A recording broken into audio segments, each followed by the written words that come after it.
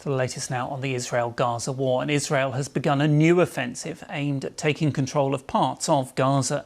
The military said it had carried out extensive strikes and was mobilising troops. Israel also dropped leaflets across northern Gaza telling Palestinians to leave the area. On Friday, 100 people were killed in northern Gaza, according to Palestinian authorities, with more than 250 people killed since Thursday morning. It marks the largest ground assault on northern Gaza since Israel resumed its offensive in March. The IDF says it struck what it called more than 150 terror targets throughout the Gaza Strip over the past 24 hours. Meanwhile, the United Nations Human Rights Chief Volker Turk has condemned Israel for its escalating bombardments of Gaza, saying it's apparently seeking to permanently displace the population and that this amounts to ethnic cleansing. Well, our correspondent Wira Davis is in Jerusalem with the latest.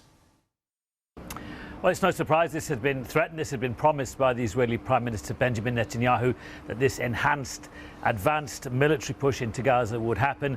What we've seen all week, actually, is steadily increasing Israeli military activity in Gaza. That culminated in Friday in the biggest military operation we've seen for a couple of months now. That was an assault from sea, land and air in northern Gaza. And overnight, the IDF, the Israeli military, has said that Operation Gideon's Chariots, as it's been called, is now basically underway. And that is part of a push which involves thousands of Israeli reservists as well as regular soldiers planning to go into Gaza, to occupy much of Gaza and remain there, and to push much of the Gazan population towards the south of the territory.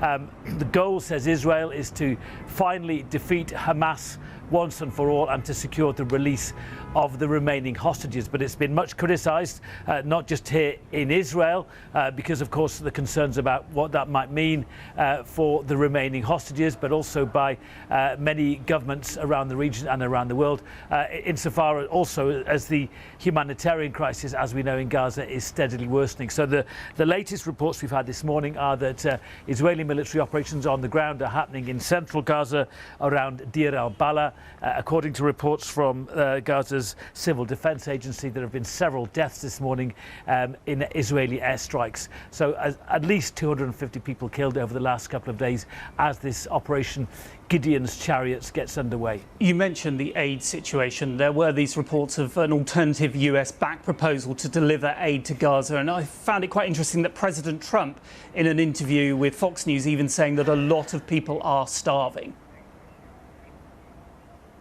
Yeah, well, look, Israel is coming under increasing pressure from its allies, governments around the region, to lift this embargo, this blockade that has been in place now for more than 10 weeks. No food, no fuel, no medicines have been allowed in. There is an impending famine, says the UN in Gaza. Hundreds of thousands of people are facing starvation because of the lack of food. And there is pressure, not just from the UN, but from governments like the US.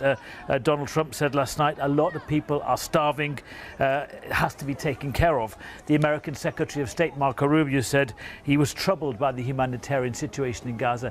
The UN says it's ready. It has tens of thousands of tons of aid waiting on the border to go in and to be distributed.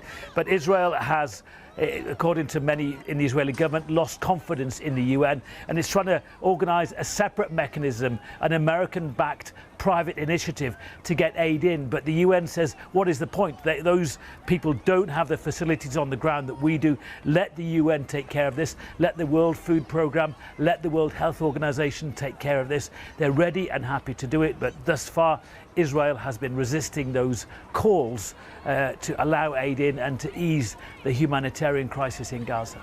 There was, I know it was faint hope with Donald Trump in the region that there may be some progress on the ceasefire talks. That hope has gone away now.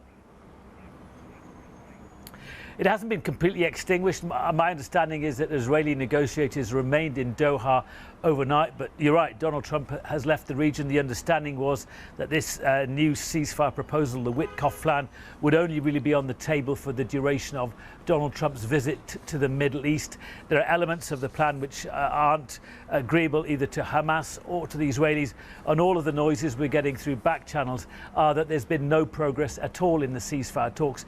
In many ways it's a tragedy, because in the previous ceasefire dozens of Israeli hostages were released, hundreds of Palestinians were freed from Israeli jails, aid was getting back into the Gaza Strip, and people were allowed to move back towards their home areas.